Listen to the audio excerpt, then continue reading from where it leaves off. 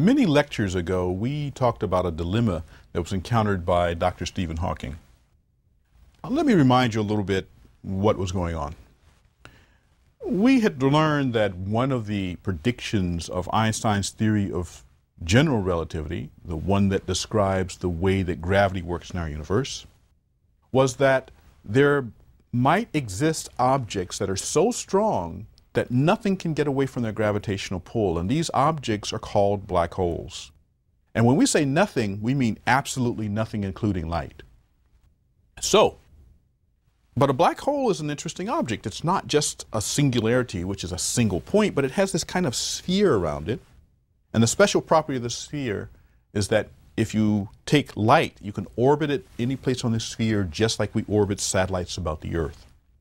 This sphere is called the event horizon. Now, anything outside the event horizon doesn't know there's a black hole around, so physics goes on pretty much as normal.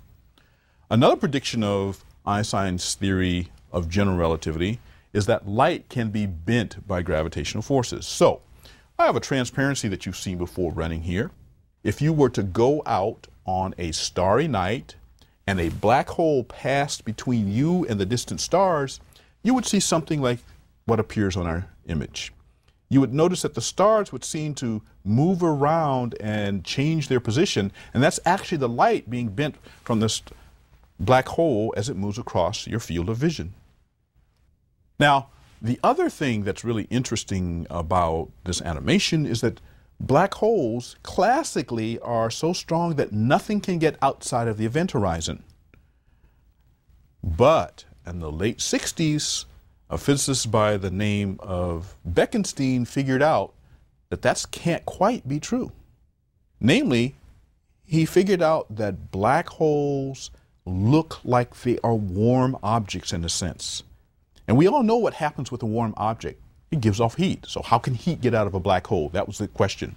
And Stephen Hawking, in a brilliant piece of insight, said, what's missing here is that the usual arguments do not account for the laws that apply in the world of the quantum. Now, the paper in which Stephen did this is a marvelous example of how human creativity and imagination are actually more powerful than mathematics, because his paper doesn't actually have a mathematical support for this idea. So, that was the dilemma, and that was the dilemma we described as Dr. Hawking's dilemma. Now, Dr. Hawking's intuition is actually very interesting because it says you have to take into account what goes on in the world of the quantum, the world of the small. Our world is such that, for example, if you take two balls and throw them at each other, they bounce off with no problem whatsoever. On the other hand, if I take two flashlight beams and aim one at the other, they pass through each other and seemingly as if one doesn't know the other's there. So these are classical expectations. On the other hand, even if you replace the balls by things like protons or more particularly neutrons, which have no electrical charge, neutrons would also bounce off of each other. But the reason then would be because they each, instead of carrying electrical charge, carry another kind of charge that we call the weak nuclear charge. Now, if we apply the laws of the quantum world, light behaves differently. In the quantum world, as we have seen by these pictures called Feynman diagrams, light can be thought of as a wavy line. So if you have two light beams, you can think of two wavy lines that are approaching each other. We can draw a box in the middle of them and attach the wavy lines to the bottom vertex of the box. That represents the lines coming in. Now, what is this box that we've drawn, this square? Well, according to E equals mc squared, energy can be traded for mass. And so these sides of the square represent the motion of a particle and an antiparticle. Let's say, to be specific, an electron and an anti-electron. They move along, and on the sides of the box, then we have the photons again streaming away at the upper sides. Now, this diagram is known as Delbruck scattering. In fact, in 1933, a physicist by the name of Max Delbruck predicted this process. In fact, he predicted it even before Mr. Feynman's pictures had been invented. And in 1953, an experiment was performed which found that light scatters itself. Remember, the source of the scattering is because of quantum mechanical processes. So this is an example that shows us that our universe and the world is such that in order to understand phenomena, sometimes you have to take into account quantum mechanics and quantum processes. Now, the pictures I've been using to talk about the quantum world and how the forces work were actually invented by the physicist Richard Feynman. In fact, they occurred in his work that led to a Nobel Prize, but the prize was not given for the diagrams themselves. It was for actually being able to understand how to make predictions based on the laws of the quantum. He shared this prize with two other physicists, Julian Schwinger and a Japanese physicist by the name of Tominaga. Interestingly enough, Tominaga had actually done his work prior to the work by the other two, but it had not been known in the West. It had only been known in Japan. In fact, Tominaga's work was done before World War II. And of course, we know what the intervening period was like, where there was little communication between the scientific establishments of these nations. So Feynman's rules and Feynman's pictures are a marvelous way to talk about mathematics. And that's what I've emphasized previously, that when we use these pictures, we're really doing mathematics in a neat and cool way. Now, we've also in previous lectures talked about the idea that the force of gravity, as described by Einstein's equations, does not take into account the workings of the quantum world. Now, so if we want to include the quantum world, we must go back and resort to the same sorts of pictures that we've used before. When that happens, disaster occurs.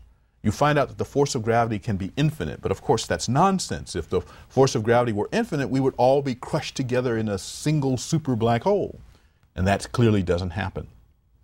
The actual explicit proof that the laws of the quantum, when combined with Einstein's general relativity, leads to a disaster, was worked out in 1974, first by two physicists, 't Hooft and Veltman, and then all separately in a collaborator that included Desser, Tsao, and von Nieuwenhuizen.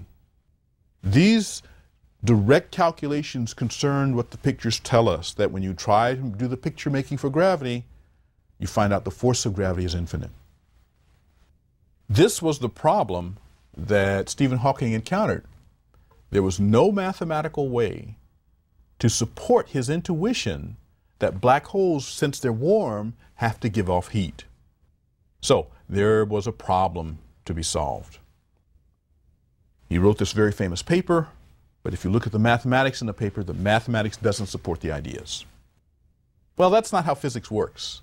We're not allowed to simply say, my intuition is such that I predict this. Most physicists doing that will find their colleagues are highly skeptical.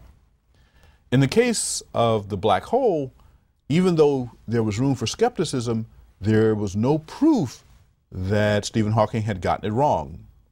But just as important, there was no proof that he had gotten it correct either. So there was a crisis. And this crisis, perhaps more than any other piece of physics, is responsible for many people starting to think about something like string theory. Let's review this catastrophe in a slightly different way. I have now running a diagram that at some sense explains why two electrons repel each other. The two balls of light represent electrons. The wavy line in the middle is the exchange of a message carrying particle saying you ought to be repelled. Since we're talking about the electromagnetic force here, that message carrier is the photon. On the other hand, in the quantum world, we can include a more complicated picture, and here we have one. Again, the two dots of light represent electrons, but you'll notice that on the left-hand side of this diagram, the electron emits a little photon, which it then later reabsorbs, traveling along the path of the first wiggly line. And then it's an emission of a second photon that's responsible for the repulsion. Mr. Feynman's rules tell us how to turn this expression into mathematics. And when you apply Mr. Feynman's rules to this picture, you find out that the force of repulsion between two electrons is not what you are taught when you enter a high school class in science. It's something quite different. And then, of course, there are many, many other pictures that one can apply, and each picture makes a slightly different prediction about the force of repulsion between two electrons.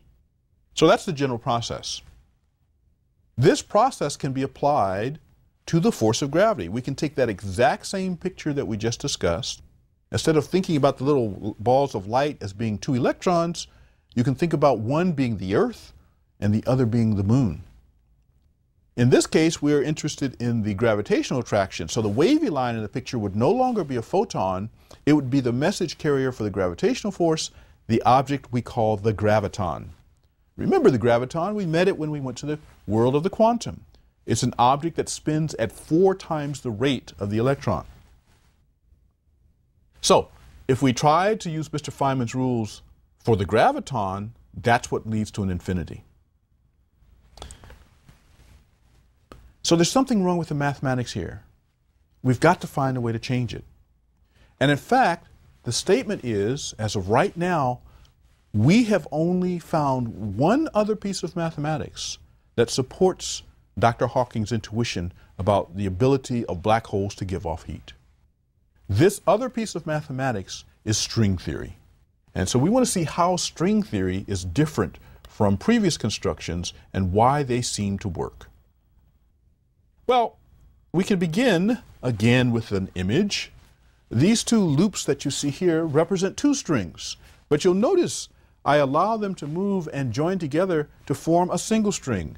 Now, it's sort of complicated to see in this animation, so let me put a still up on the screen to show the same thing. We see the 2 circles at the ends on the left over here. Those represent the 2 strings. The 2 strings move together, and at this point, they join, touching each other, and then move off as a single string or a single unit. So that's what the picture showed. Well, if that process is allowed to occur for strings, what if we started with a single closed string and allow it to pinch itself off into 2 pieces? Well, that's what we're watching in this animation. It will repeat itself, so let's watch it again. There's 1 string, it pinches down and becomes 2, and then the 2 separate pieces move off. Again, that's kind of busy. So we can draw a simpler picture which contains the same information. And here it is. We have a single string on the far left-hand side of the picture. It's moving along, and then it splits into 2 circles which represent our strings, and then those move off on the right-hand side of the picture. Now, if those 2 things can happen, let's join them together to see the result of that. So this is an animation that we see running here that carries this process out. We begin with 2 closed loops, they move together, and then they join and touch and become a single closed loop, which then after a while splits apart. And we can watch this process. I have it in repeat mode so we can see it over and over again. So there it is. And now we can ask a very interesting question.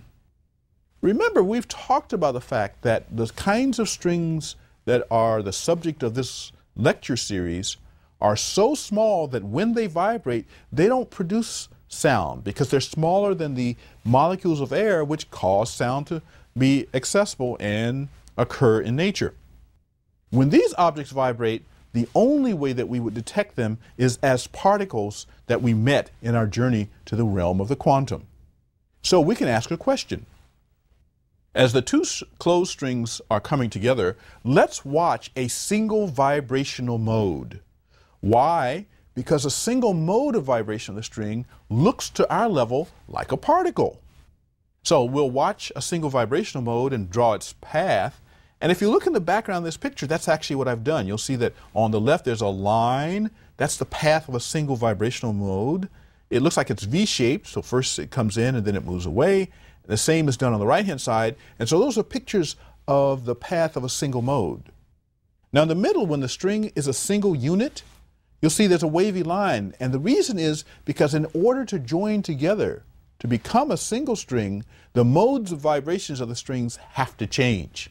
And so if you look at what's happening with a single mode, you no longer have the same object in the interior of this picture that you have in the exterior.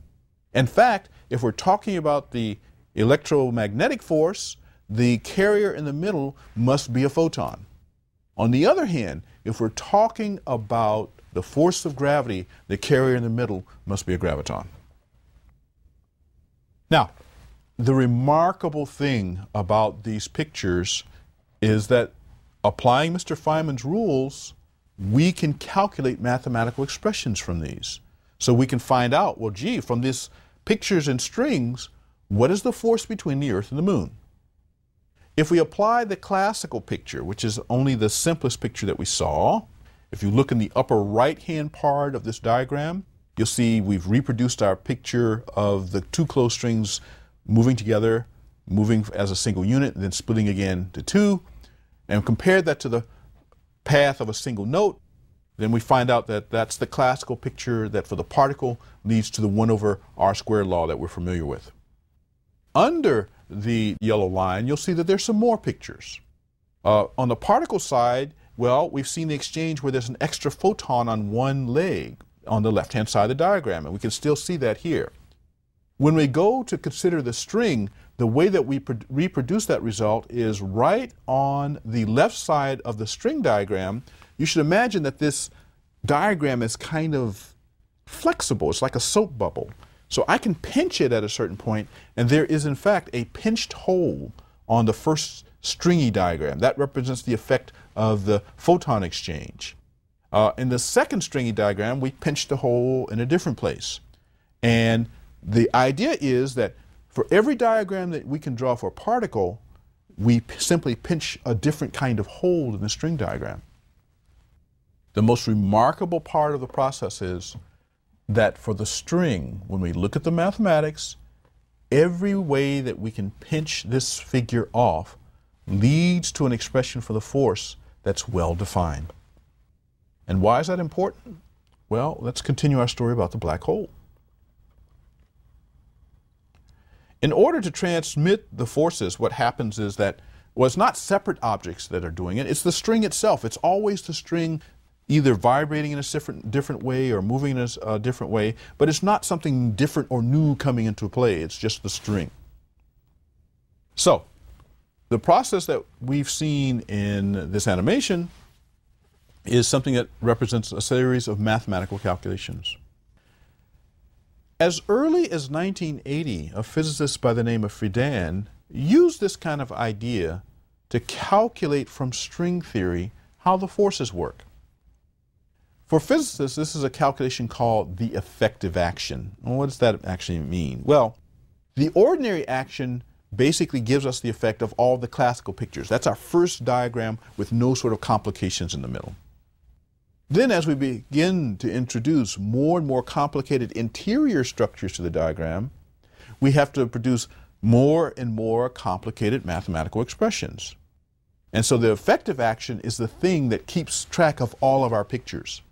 And by having all the pictures built into it, it's a complete description of the force.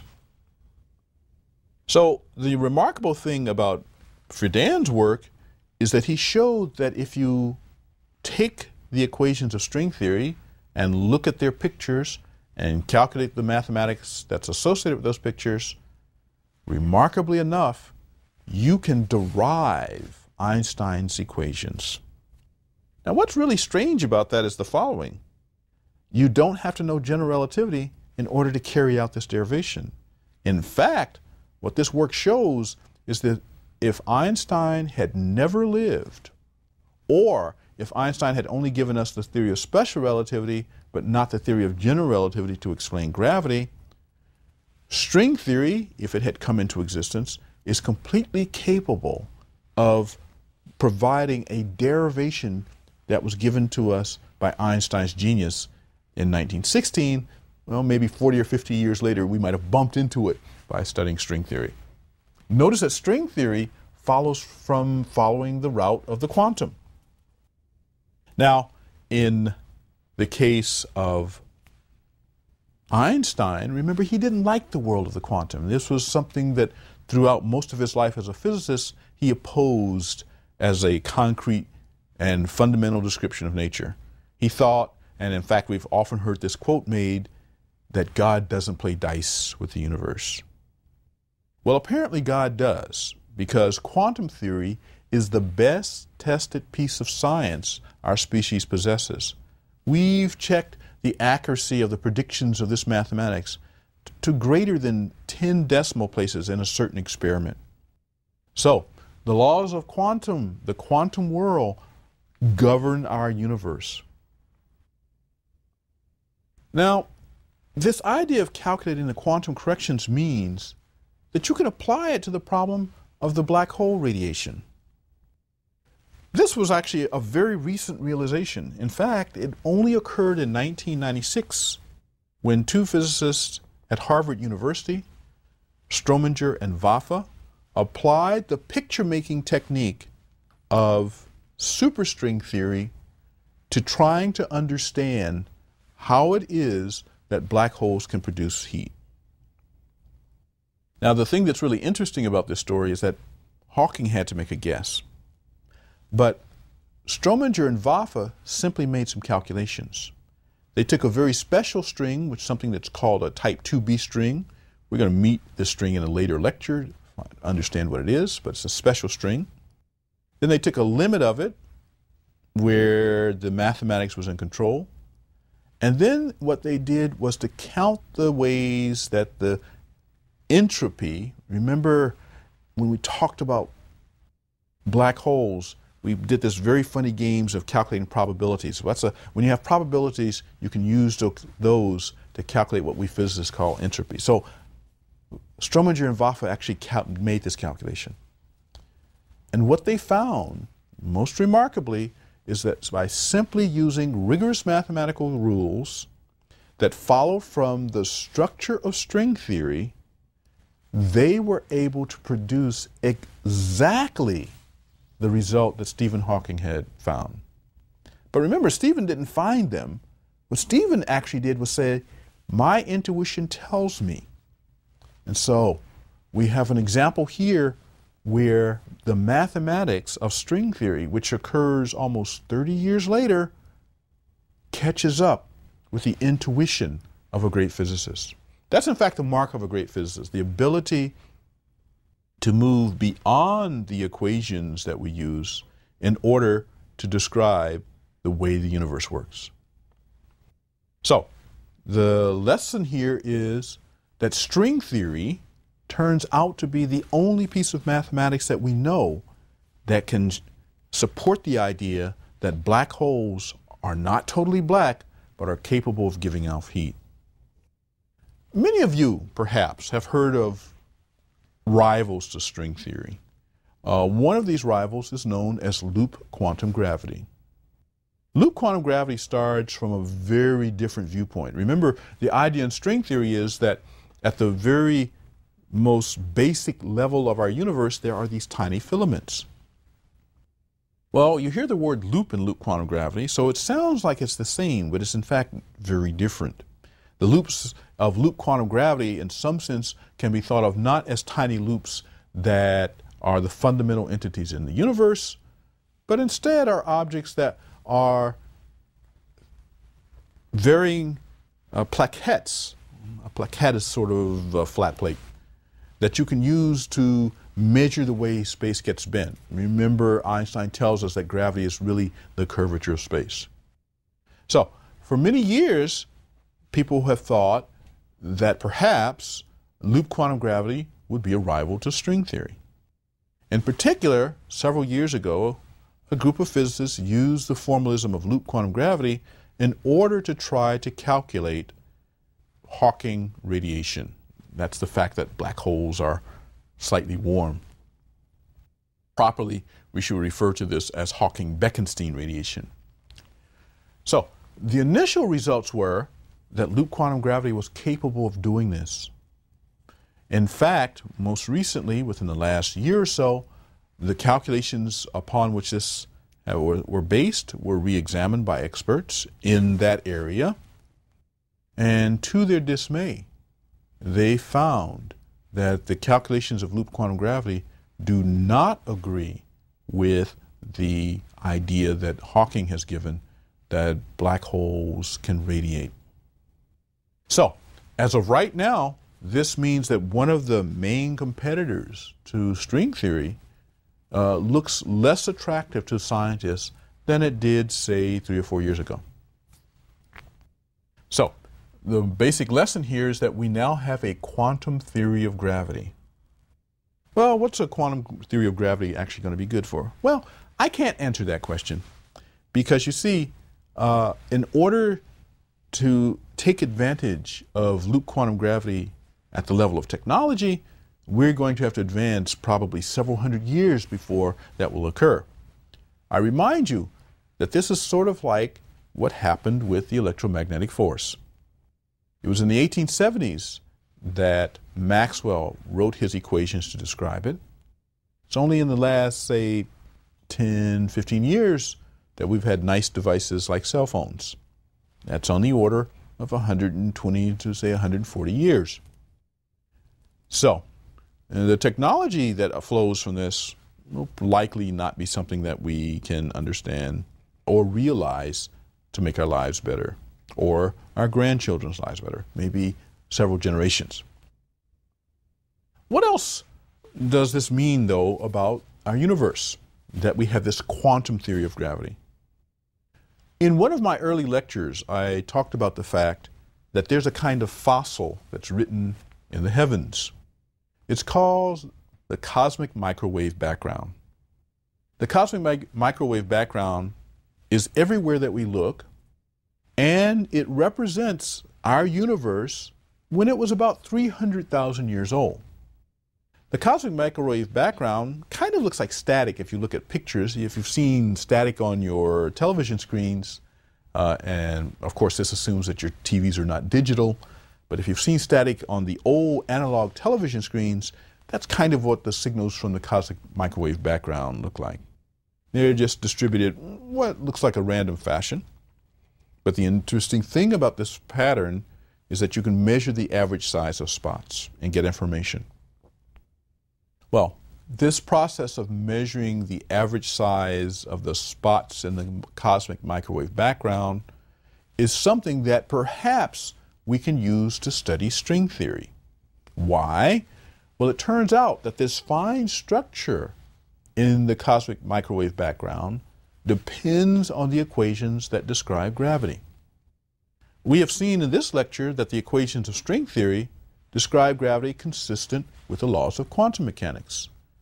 Ordinary general relativity does not do that. And so in some sense, there must be attributes in the distribution of the spots of the cosmic microwave background that potentially can encode this different description of gravity. So it's completely possible that instead of finding evidence for things like strings by going to the world's most powerful accelerators, such as we've discussed previously, the Large Hadron Collider, it may well be that instead we should be looking up towards the heavens and trying to read the signs of string theory by looking at the structure of the cosmic microwave background. This fact that maybe the answer is in the heavens as opposed to looking in powerful accelerators is an example of a marvelous coming together in our understanding of physics. In order to understand things that are in the heavens over the last decade we have come to understand, it is absolutely necessary that we understand the world of the quantum. We can now take this one for a step further, perhaps. If we find the signals that describe the influence of superstrings on the cosmic microwave background, then we can say with some certainty that the signs of string theory, the thing that many people dispute as being unprovable and untestable, that those signs may well come down to us by looking up at the heavens.